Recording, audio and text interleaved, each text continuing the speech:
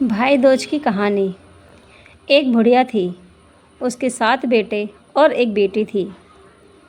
बेटी की शादी हो चुकी थी।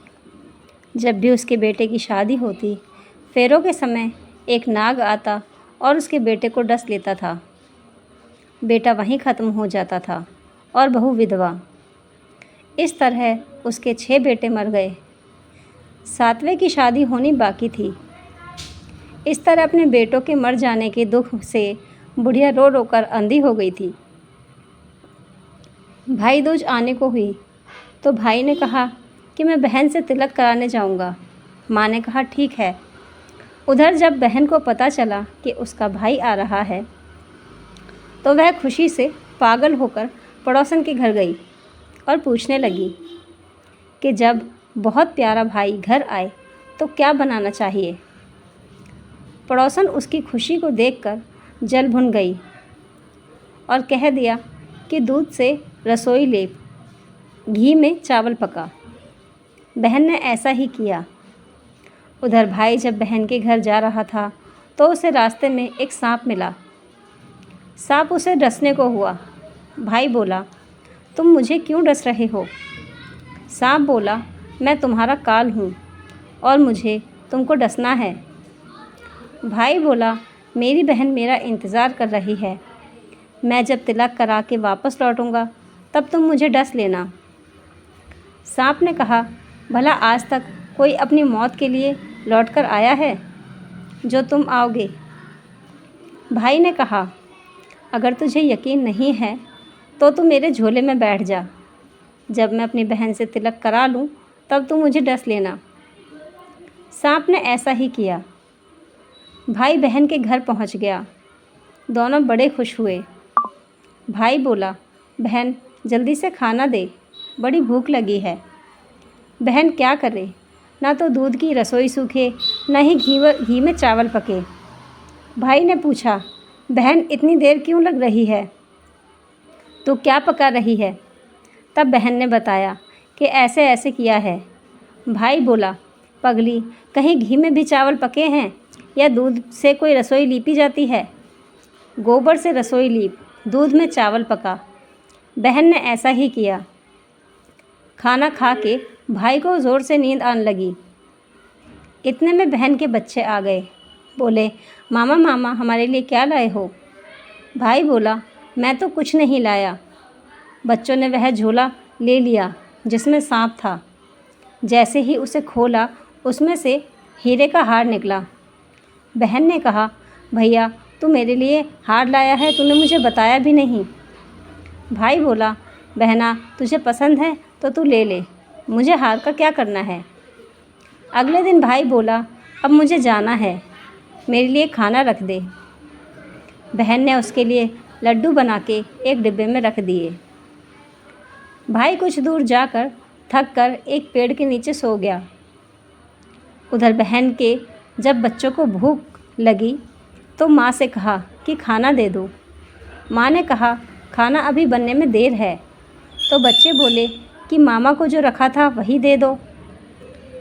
तो वह बोली कि लड्डू बनाने के लिए बाजरा पिसा था, वही बचा पड़ा है चक्की में, जाकर देख लो। बच्चों ने देखा कि चक्की में तो सांप की हड्डियाँ पड़ी हैं।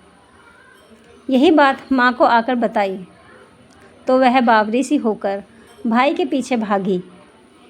रास्ते भर लोगों से पूछती कि किसी ने मेरे गैल बटोई देखा है, किसी ने मेरा बावरा सा भाई देखा है। तब एक ने बताया कि कोई लेटा तो है पेड़ के नीचे, देख ले वही तो नहीं। भागी भागी पेड़ के नीचे पहुंची, अपने भाई को नींद से उठाया। भैया भैया, कहीं तूने मेरे लड्डू तो नहीं खाए? भाई बोला, ये ले तेरे लड्डू, नहीं खाए मैंने, ले दे के लड्डू ही तो दिए थे तूने। उसके भी पीछे पीछे आ गई। बहन बोली, नहीं भाई, तू झूठ बोल रहा है, ज़रूर तूने खाया है, अब तो मैं तेरे साथ चलूँगी।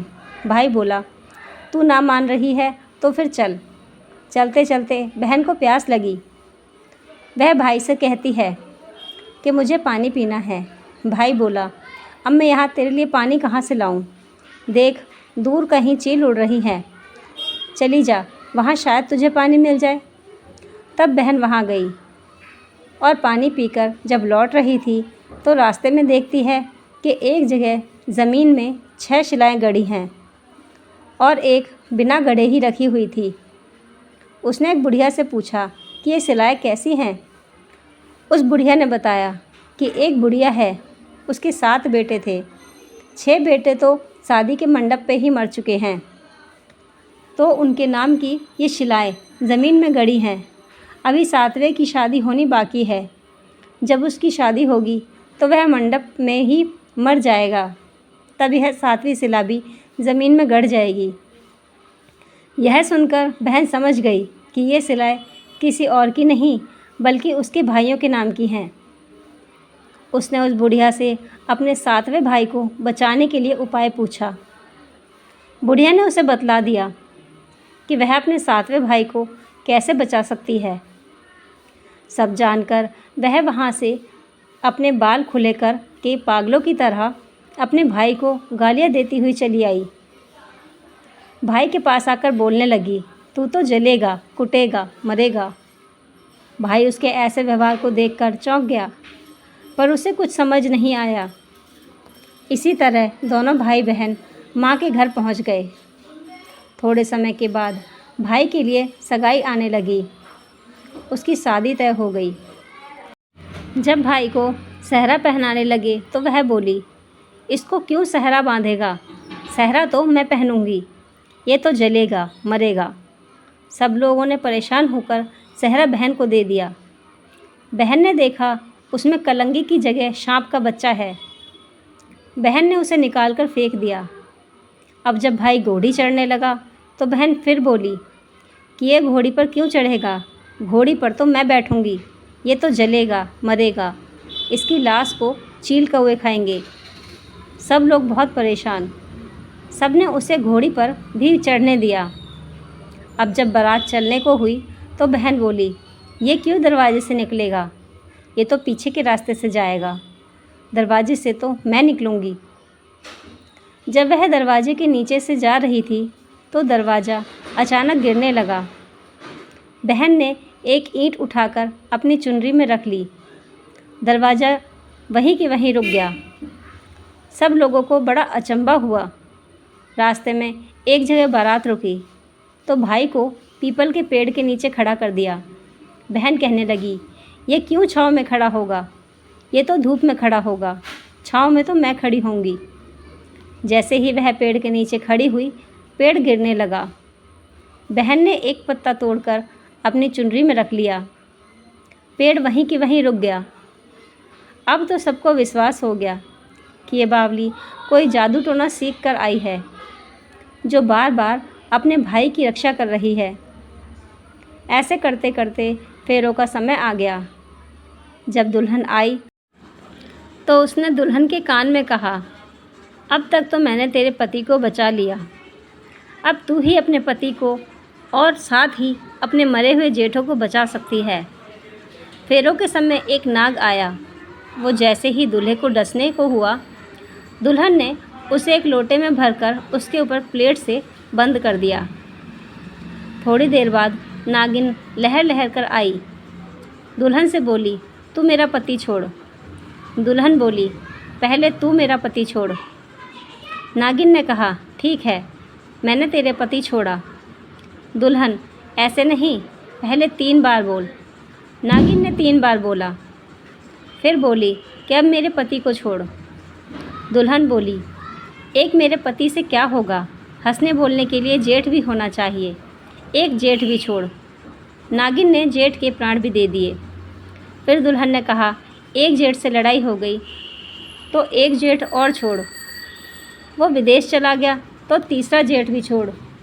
इस तरह एक एक करके दुल्हन ने अपने 6 जेठ जीवित करा लिए। उधर रो रो के बुढ़िया का बुरा हाल था कि अब तो मेरा 7वां बेटा भी बाकी बेटों की तरह मर जाएगा। गांव वालों ने उसे बताया कि उसके 7 बेटा और बहुएं आ रही हैं।